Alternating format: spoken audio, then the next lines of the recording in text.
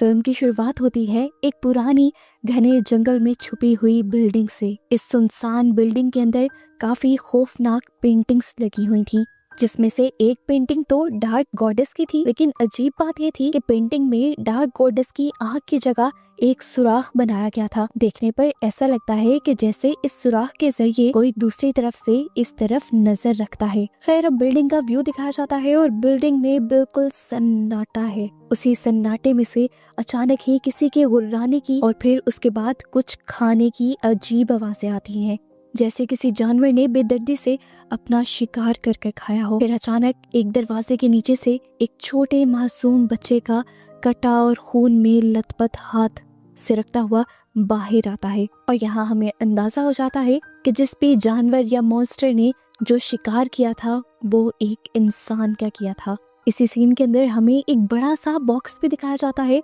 जिसमें ऐसे ही बहुत से और हाथ थे। फिर सीन कट होता है और नेक्स्ट सीन में हम जमीन पर एक बेजान पड़े हुए आदमी को देखते हैं। पता चलता है कि इस आदमी की अपनी ही बेटी ईसा ने अपने डैड का मर्डर कर दिया था, क्योंकि ये आदमी अपने बच्चों को टॉर्चर करता था। इस टाइम खून से लथपथ ईसा जब अपने आप को साफ करने के लिए वॉशरूम में जाते हैं तो अचानक अपने मरे हुए डैड का साया अपने पीछे देखती है। डरते हुए जैसे ही वो पलटी तो साया गायब हो गया। इस टाइम क्योंकि वो बहुत ज्यादा डरी हुई थी तो उसे लगा कि उसके डर और गिल्ट की वजह से ही उसे ये विजन्स आ रहे हैं। इन सारी चीजों से पीछा छुड़वाने के लिए ईसा जल्दी से अपने भाई को लेकर ये घर छोड़ देती है। ईसा अपने भाई को सहारा भी दे रही थी और वो कहती है कि मैं तुम्हें एक सेफ जगह ले जाऊंगी जहां हमेशा मॉम मुझे लेकर जाया करती थी। लेकिन यहाँ इन दोनों की बातों ही बातों में बहस हो जाती है और जंगल के रास्ते में उसका भाई थॉमस गुस्से में आकर गाड़ी से निकलकर जंगल के अंदर भाग जाता है। ईसा उसे ढूंढ नहीं पाती, मगर अचानक उसे एक बिना बालों की लड़की ब्लू कपड़ों में खड़ी दिखाई देती है, जिसके हाथ में एक सूटकेस है। ईसा उसके करीब जाने की कोशिश करती है, लेकिन वो लड़की पल भर में दरख्त के पीछे गायब हो जाती है। इसी वक्त कोई उसे अपनी तरफ भागता हुआ नजर आता है। उससे डरकर भागते हुए खौफ के मारे वो वहीं गिर जाती है और बेहोश हो जाती है। इस बेहोशी के दौरान वो बहुत ही डरावना विजन देखती है और जैसे ही उसकी आँख खुलती है तो उसे पता चलता है कि वो जंगल की ऐसी जगह पर आ गई थी जहाँ दूसरी तरफ एक बिल्डिंग थी। ये वही बिल्डिंग थी जिसे हम पहले मूवी में देख चुके हैं। वो अंदर जाती है और यहाँ पर लगी हुई पेंटिंग्स देखती है। एक पेंटिंग में नन्स बहुत से बच्चों के साथ खेल रही थी और दूसरी पेंटिंग गॉडेस की थी। अभी वो ये सब देख ही रही थी कि अचानक हॉलवे में कोई भागता हुआ दिखाई देता है उसे। वो उसका पीछा करते हुए फर्स्ट फ्लोर पर चली जाती है, जहाँ उसे एक बहुत बड़े साइज की डार्क गॉडेस की पेंटिंग नजर आती है। अचानक वही आदमी दोबारा उसके पीछे से भागता है और डर कर वो दोबारा नीचे आ जाती है और नीचे जाने पर उसका सामना बहुत सारी नन्स से होता है। नन्स उसे देखकर रिलैक्स करती हैं उसे और उसे बताती हैं कि वो इस टाइम एक ऑर्फनेज में है। ईसा भी इन्हें बताती है कि वो अपने भाई को ढूंढते हुए यहाँ तक पहुँच चुकी है। तो ये नन्स उसे हैरानी की बात ये भी बताती हैं कि थॉमस भी यहीं आ चुका था। उसे ये लोग जंगल में अकेला देखकर यहाँ ले आए थे। अपने भाई को देखकर उसकी जान में जान आई थी। वो थॉमस से पूछती है, क्या हुआ था तुम्हारे साथ, यहाँ तक तुम कैसे पहुँचे? पर थॉमस उसे बताता है कि उसे कुछ याद नहीं। ईसा सीक्रेटली अब अपने भाई के कान में कहती है, जो कुछ हमारे साथ हुआ है भूल कर भी किसी को ना बता देना। फिर हम देखते हैं कि एक सिस्टर ईसा को भी यहाँ ऊपर ठहरने के लिए एक रूम दे देती हैं और ईसा एक चीज ये नोटिस करती है कि पहले से इस कमरे में बहुत से लोगों का सामान था, जैसे इस कमरे में बहुत लोग रहते हों। दूसरी तरफ हम थॉमस को देखते हैं जो अब सोने की कोशिश कर रहा था, पर उसे बहुत ज्यादा डर लग रहा था, इसीलिए वो गॉड से प्रे करने लगता है। और उसे ऐसा करते हुए देखकर बच्चे उससे पूछते हैं, ये तुम क्या कर रहे हो? तो वो सब बच्चों को प्रे के बारे में बताता है। अजीब बात थी, बच्चे एक चर्च के ऑर्फनेज में रह रहे थे, लेकिन उनको फिर भी प्रे के बारे में कुछ नहीं पता था। खैर, जब थॉमस सो जाता है तो तब हम देखते हैं कि उसके ऊपर की टूटी हुई छत से एक बहुत ही डरावनी शक्ल का मॉन्स्टर उससे घूर रहा था। अगले दिन दिखाया जाता है कि ईसा और थॉमस यहाँ के सभी लोगों के साथ खाना खा रहे थे। तो ईसा ने अजीब चीज नोट की कि यहाँ पर कोई भी लड़की नहीं थी। तो सिस्टर ने बताया कि असल में इस ऑर्फनेज को कोई फंड नहीं करता, ये डोनेशन से चल रहा है। लड़कियों के रहने के लिए यहाँ पर माहौल अच्छा नहीं है, इसीलिए यहाँ सिर्फ लड़के ही रहते हैं। खाना खाने के बाद ईसा बर्तन नीचे ले जाती है और वहाँ उसे एक छोटा बच्चा दिखाई देता है जो टॉय कैमरा के साथ खेल रहा था। ईसा भी उसके साथ बैठ जाती है और उससे कहती है, क्या मैं भी इस कैमरा में देख लूं? बच्चा वो कैमरा उसे दे देता है। पहले पहले तो ईसा को काफी मजा आ रहा था, लेकिन फिर अचानक से उसे इसी कैमरा के अंदर अपने डैड की डेड बॉडी नजर आ गई, जिससे वो बहुत ही ज्यादा शॉक हो गई। खैर इस टाइम के लिए तो वो यहाँ से चली जाती है और कुछ देर बाद हमें दिखाया जाता है कि वो सिस्टर से हमेशा के लिए इसी ऑर्फनेज में रहने के लिए परमिशन मांग रही थी, जो कि सिस्टर उसे दे भी देती है। यहाँ पर वो सिस्टर से ये भी कहती है कि कोशिश करें कि मेरे भाई थॉमस को कोई अडॉप्ट कर ले। मैं उससे दूर तो नहीं होना चाहती, लेकिन इस टाइम में उसे अच्छा फ्यूचर नहीं दे सकती और मैं चाहती हूँ कि वो खुद आगे बढ़े। अब सिस्टर उसे पूरे ऑर्फनेज का राउंड करवाती है, सिवाय मदर के रूम के। पता नहीं क्यों, लेकिन मदर के रूम में जाना मना था। बाहर हमें दिखाया जाता है कि थॉमस सभी बच्चों के साथ खेल रहा था और तभी एक लड़का थॉमस को मदर माइसल बनने को कहता है। थॉमस पूछता है वो कौन है, तो लड़के बताते हैं कि वो एक खूनखार मॉन्स्टर है जो इस ऑर्फनेज में घूमती है और बेचारे मासूम बच्चों को खा जाती है। थॉमस को इनकी कहानी पर बिलीव नहीं होता और वो लोग यहाँ से चले जाते हैं। दूसरी तरफ हमें दिखाया जाता है कि जब थॉमस सभी लड़कों के साथ शोहर ले रहा था तो सारे लड़के उसे दोबारा से तंग करने लग जाते हैं और थॉमस उन्हें धमकी देता है, मेरी बहन का पता नहीं है तुम्हें, उसने मेरे डैड का भी मर्डर किया है और अगर मैंने बताया ना कि तुम लोग मेरे साथ गलत कर रहे हो तो वो तुम्हें भी नहीं छोड़ेगी। इसी रात हमें दिखाया जाता है कि ईसा जब आधी रात में सो रही थी तो उसे अपने रूम में एक साया दिखाई दिया। ये बिल्कुल इंसान जैसा था, लेकिन तभी उसकी आंख खुल गई और पता चला कि ये बस उसका एक बुरा ख्वाब है। खैर अगली सुबह दिखाया जाता है कि थॉमस जब इसी ऑर्फनेज में घूम रहा था तो वो एक सिस्टर को कपड़े चेंज करते हुए देख लेता है और यहाँ पर सिस्टर मार्गरेट जो कि सबसे बड़ी है वो उसे पकड़ लेती है और सजा के तौर पर उसके सारे बाल उतार देती हैं। ईसा को अपने भाई के लिए बुरा तो लगता है, लेकिन क्योंकि वो इसी ऑर्फनेज में रह रही थी तो वो अपने भाई के लिए सिस्टर को कुछ कह भी नहीं पाती। ईसा जब अपने भाई के बाल साफ कर रही होती है तो उसे नीचे से कुछ टूटने की आवाज आती है।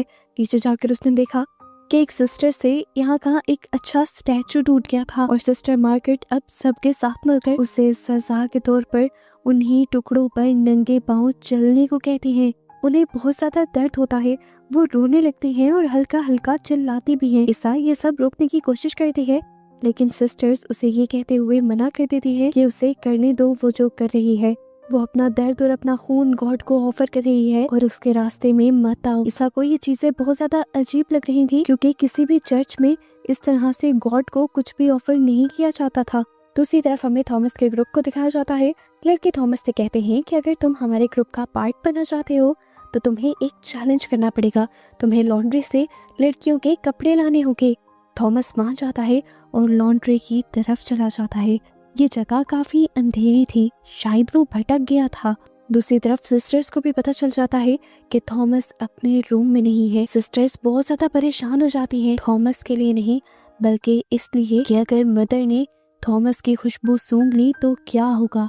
आखिर कौन थी ये मदर? ये सवाल ईसा के भी जहन में आता है, जो कि छुपकर इन लोगों की बातें सुन चुकी थी। दूसरी तरफ दिखाया जाता है कि थॉमस जिस रूम में था वो यहाँ पर बहुत ही अजीब साया दिखता है। साय में चमकती हुई दो आंखें और बड़े बड़े से हाथ, जिसकी उंगलियां बिल्कुल ढांचे जैसी थी। इससे पहले कि वो चिल्ला देता, पीछे से कोई आकर उसके मुंह पर हाथ रखकर उसे यहाँ से बाहर निकाल लेता है। दूसरी तरफ सिस्टर्स सभी बच्चों की क्लास लगा चुकी थी और वो सभी बच्चों से पूछती हैं कि आखिर थॉमस कहाँ है। बच्चे एक्सेप्ट कर लेते हैं कि उन्होंने थॉमस को चैलेंज दिया था और वो लॉन्ड्री की तरफ गया है। ये सुनकर सिस्टर्स को गुस्सा आ जाता है और सिस्टर्स उस बच्चे को पनिशमेंट देने का डिसाइड करती हैं जिस बच्चे ने थॉमस को वो चैलेंज दिया था। लेकिन यहाँ दूसरी सिस्टर से कह देती है अभी टाइम नहीं आया इसे सजा देने का, इसीलिए अब के लिए इसे छोड़ दो। खैर सुबह हो जाती है और हम देखते हैं कि थॉमस अभी भी सो रहा था। ईसा थॉमस से पूछती है कि रात क्या हुआ था, तुमने वहाँ पर ऐसा क्या देख लिया था कि तुम्हें फीवर हो गया है। थॉमस कहता है मुझे ज्यादा तो याद नहीं, लेकिन मैंने एक बहुत ही डरावना हाथ और आंखें देखी थी वहाँ पर। खैर ईसा अपने कामों में लग जाती है और वो एक रूम में उस छोटे बच्चे को भी देखती है दोबारा से, जिसे रात सिस्टर इस चर्च के अंदर लेकर आई थी। लेकिन जल्दी से सिस्टर इस रूम का दरवाजा इस तरह बंद कर देती है जैसे वो इस बच्चे को छुपाना चाह रही हो और ईसा को ये सब चीजें बहुत ज्यादा अजीब लगती है। लंच के टाइम पर सिस्टर आकर सबको बताती हैं कि थॉमस के दोस्त को अब एक फैमिली अडॉप्ट करने आ रही थी, इसीलिए सब बहुत ज़्यादा खुश हो जाते हैं। जिसके बाद फिलहाल के लिए सिस्टर थॉमस को लेकर अपने ऑफिस में आ जाती हैं। वो थॉमस से पूछते हैं कि रात में तुमने उस अंधेरे कमरे में क्या देखा था। थॉमस बता देता है कि मैंने एक डरावना हाथ और चमकती हुई आंखें देखी थी। तो सिस्टर थॉमस से कहती है, तुम्हें क्या लग रहा है, वो एक मॉन्स्टर है? नहीं, असल में ये जगह समझ लो एक मैजिकल फील्ड पर बनाई गई है। यहाँ पर बहुत सालों पहले एक एंजल ऑफ लव रहा करती थी, जो बच्चों से बहुत ज़्यादा प्यार करती थी और उसका ख्याल रखती थी। और तुमने रात में जिसे देखा वो एंजल ऑफ लव ही है, और उसी की वजह से तो आप सब बच्चे यहाँ पर इतना खुश रहते हो। बेचारा थॉमस सिस्टर की बातों में आकर उस भयानक मॉन्स्टर को एंजल ऑफ लव मानकर चला जाता है। जिसके बाद हमें दिखाया जाता है कि सिस्टर उस बच्चे को लेकर मदर के रूम की तरफ निकल रही थी, जबकि यहाँ पर ईसा यहाँ की अजीब चीजों की इन्वेस्टिगेशन कर रही थी। जब से उसने देखा था कि सिस्टर्स यहाँ पर प्रे भी नहीं करती और अजीबोगरीब रिचुअल्स करती है, जिस तरह वो सिस्टर जिससे स्टैचू टूटा था वो अपना ब्लड और दर्द गॉड को ऑफर कर रही थी, उसके बाद से ही चीजें उसे अजीब लगने लगी थी। वो जब गॉडेस की वो बड़ी सी पेंटिंग देखती है तो उसे रियलाइज होता है कि असल में वो एक दरवाजा है और वो इस दरवाजे के अंदर चली जाती है। दूसरी तरफ बाकी सिस्टर्स भी उस बच्चे को लेकर एक खास रूम में आ गई थी। वो इस बच्चे से कहती हैं, इसके अंदर हमारी मदर सुपीरियर है, तुम जाकर उन्हें बाहर बुलाओ। वो बच्चा जैसे ही अंदर जाता है तो ये लोग बाहर से रूम लॉक कर देती है और वो बच्चा डरते हुए आगे बढ़ता है। वो सारे रूम में मदर को ढूंढने की कोशिश कर रहा था, लेकिन इस अंधेरे कमरे में जैसे उसे कोई दिखा ही ना हो। अचानक बेड के नीचे से एक डरावना हाथ निकलता है और उस बच्चे को बेड के नीचे खींच लेता है, जिसके बाद हमें वैसे ही गुर्राने की और चबाने की आवाज़ें आती है जैसी मूवी के पहले सीन में आई थी। और हमें पता चल जाता है कि यहाँ पर असल में एक मॉन्स्टर ही रहता है जो इन बेचारे बच्चों का शिकार करता है और यहाँ से कोई भी बच्चा अडॉप्ट होकर बाहर नहीं जा पाता। इस दौरान हम बाहर देखते हैं कि सभी सिस्टर्स खड़ी हुई अजीब रिचुअल कर रही थी और सिस्टर मार्करा जो यहाँ की हेड थी वो हाथ में बंदूक लिए खड़ी थी। इधर हम देखते हैं ईसा जो पेंटिंग वाले दरवाजे से इस रूम के अंदर आई थी, उसे बेड पर उस बच्चे का कटा हुआ हाथ दिख जाता है। इससे पहले कि वो कुछ समझ आती, कोई उसके मुंह पर हाथ रखकर उसे यहाँ से ले जाता है। ये बच्चा बोल नहीं सकता था, लेकिन इशारे से वो ईसा को समझा देता है कि यहाँ पर खतरा है और वो जमीन पर एक होल भी दिखाता है जिसके अंदर वो खतरा हो सकता था। ईसा कंफ्यूज होकर फिलहाल के लिए बाहर चली जाती है और थॉमस को कहती है कि यहाँ पर कुछ बहुत अजीब है और हमें अपनी जान बचाने के लिए जल्द से जल्द यहाँ से भागना होगा। ये लोग यहाँ पर फैसला ही करते हैं कि इतनी देर में यहाँ पर सिस्टर आ जाते हैं और वो ईसा को कहती है कि थॉमस को कोई अडॉप्ट करना चाहता है। ईसा जो पहले ही समझ गई थी कि यहाँ पर किस तरह की अडॉप्शन होती है, वो सिस्टर से मना कर देती है और उन्हें बताती है कि वो यहाँ से जाने वाली है अपने भाई को लेकर। तो सिस्टर बताती है, तुम यहाँ से नहीं जा सकती। ईसा कंफ्यूज हो जाती है और सिस्टर उसे लेकर अपने रूम में जाती है और उसे एक पिक्चर दिखाती है। ये रानी की बात थी, ये पिक्चर उसके बचपन की थी। सिस्टर उसे एक शॉकिंग बात ये बताती है कि तुम हमेशा से इसी ऑर्फनेज से ताल्लुक रखती हो, तुम हमारी पहली मदर सुपीरियर की गोद ली हुई बेटी हो और तुम्हें तुम्हारी मॉम को इसलिए दिया गया था ताकि तुम्हारी बाहर अच्छे माहौल में परवरिश हो सके, लेकिन तुम्हें पता है कि तुम चुन ली गई हो। ईसा को ये बातें उसकी मॉम ने पहले ही बताई थी कि गॉड ने उसे चुना हुआ है, लेकिन यहाँ ट्विस्ट ये पता चलता है कि उसे गॉड ने नहीं बल्कि लिलिथ ने चुना हुआ था। अब लिलिथ यहाँ पर कौन थी, यही तो मूवी का असली ट्विस्ट है, जिसे हमेशा से ये लोग मदर कह रहे हैं और जिसकी यहाँ पर पेंटिंग लगाई गई है जिसे डार्क गॉडेस का नाम दिया गया है, वो असल में है लिलिथ। सिस्टर लिलिथ के बारे में बताती है कि वो एडम की पहली वाइफ है और हम लोग गॉड की नहीं बल्कि लिलिथ की पूजा करते हैं। लिलिथ को मर्दों से बिल्कुल प्यार नहीं है और इसलिए हम सेक्रीफाइस के तौर पर उन्हें मर्दों को खिला देते हैं। वो बताते हैं कि हम सब लिलिथ के सर्वेंट्स हैं और हमें लिलियम्स कहा जाता है। वो यहाँ पर अपना स्कार्फ फाड़कर ईसा को अपना सर भी दिखाती है जो बिल्कुल बालों के बगैर था। इस टाइम वो ईसा से कहती है कि तुम यहाँ से नहीं जा सकती। ये सब बातें सुनकर ईसा बहुत ज्यादा डर जाती है और सिस्टर के ऊपर ही हमला करते हुए उन्हें बेहोश करके यहाँ से भाग जाती है ताकि वो थॉमस को लेकर यहाँ से निकल सके। ईसा यहाँ से भागती है अपने भाई को बचाने के लिए, लेकिन इस टाइम उसे अपना भाई कहीं नहीं मिलता। वो विंडो से देखती है कि 2 पुलिस ऑफिसर्स यहाँ पर आए थे। वो लोग असल में उन्हें ढूंढते हुए यहाँ आ गए थे क्योंकि वो उनके डैड की मर्डर की इन्वेस्टिगेशन कर रहे थे। इस दौरान इन्हें पता चला था कि ये दोनों बहन भाई भी गायब हैं और वो उन्हें ढूंढने में लग गए थे। क्योंकि जंगल के करीब उनकी गाड़ी मिली थी, इसीलिए ऑफिसर्स जल्द ही इस ऑर्फनेज तक भी पहुंच जाते हैं। यहाँ पर एक सिस्टर उन्हें बताती है कि इस जगह कोई थॉमस और ईसा नहीं रहते, पर ईसा ऊपर से विंडो को खड़काते हुए ऑफिसर को बताने की कोशिश करती है कि हम इधर ही हैं। इतने में ही ऑफिसर को थॉमस भी मिल जाता है और ये देखकर सिस्टर का झूठ पकड़ा जाता है और सिस्टर अपने आप को बचाने के लिए अपनी गन से एक ऑफिसर को शूट कर देती है।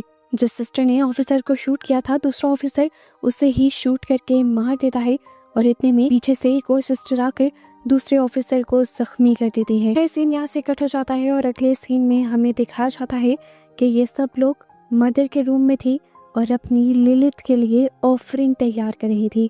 दूसरी तरफ हमें दिखाया जाता है कि ईसा को भी एक सिस्टर ने पकड़ा हुआ था। वो उसके मुंह पर कपड़ा बांधते हुए उसे बताती है कि आज वो लोग एक स्पेशल ऑफरिंग अपनी लिलिथ को देने वाली है और वो ऑफरिंग है उसका भाई थॉमस। वो बताती है कि लिलिथ का गुलाम होना यानी लिलियम होना बहुत ही प्राउड की बात है, लेकिन उसे कभी भी ईसा में ऐसी कोई अच्छी बात नहीं लगी कि वो लिलिथ की सर्वेंट बन पाए, यानी एक लिलियम बन पाए। मदर के रूम का सीन दिखाया जाता है। वहाँ जमीन पर एक बहुत बड़ा होल था जो पहले ईसा ने देखा हुआ था। इस होल के अंदर अब वो सिस्टर्स जाकर थॉमस को गिरा देती हैं और वो ऑफिसर जिसको भी ये सिस्टर्स यहीं पर ऑफरिंग के लिए लेकर आई हुई थी, वो भी थॉमस को बचाने के लिए खुद उसके अंदर जंप कर देता है। ईसा बहुत ज्यादा परेशान थी कि वो अपने भाई को किस तरह बचाए। इतने में वो लड़का जो पहले से ही ईसा की मदद कर रहा था, वो आकर ईसा को खोल देता है। वो यहाँ से जब भाग रही होती है तो उससे रास्ते में वो सिस्टर दिख जाती हैं जो सबकी चीफ थी। वो सिस्टर बताती है कि लिलिथ ने जो लिखा था अब वो होकर ही रहेगा। हमने लिलिथ को एक सबसे बड़ी ऑफरिंग दे दी है और उसके बाद वो हेल का चौथा गेट खोलकर इस दुनिया पे राज करने के लिए आ जाएगी।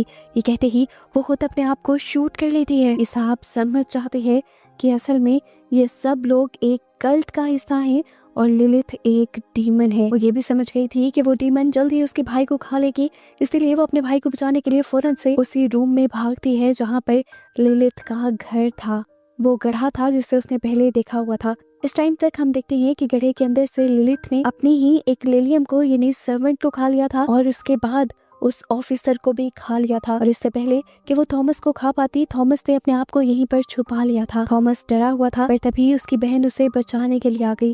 वो थॉमस को बचाकर इससे पहले कि यहाँ से बाहर निकाल पाती, लिलिथ अब ईसा के ही पीछे पड़ जाती है और उसे पकड़ने की कोशिश करती है।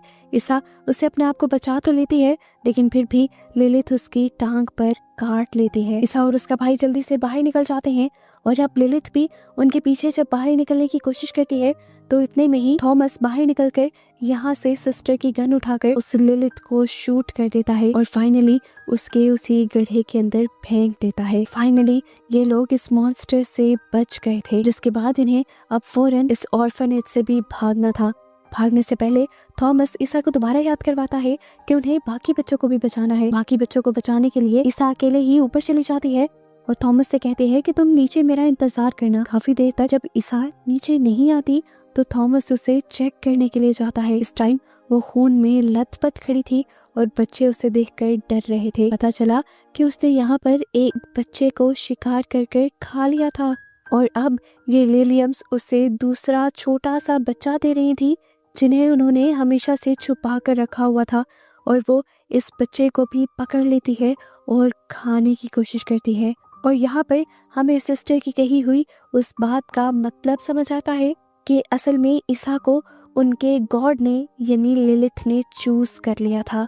उसने चूज कर लिया था कि वो ईसा की बॉडी के जरिए अब अपनी बुराइयों को फैलाएगी, जैसे वो पहले मदर की बॉडी के जरिए फैला रही थी। अब ईसा की बॉडी पर उस डीमन ने कब्जा कर लिया था, या ये कह लें कि ईसा ही अब वो डीमन बन चुकी थी, इस लिलियम कल्ट की सरदार बन चुकी थी और आगे वही बुराइयां फैलाने वाली थी जिससे वो अभी तक लड़ रही थी। और इस तरह उसी को दिखाते हुए ये मूवी यहाँ खत्म हो जाती है।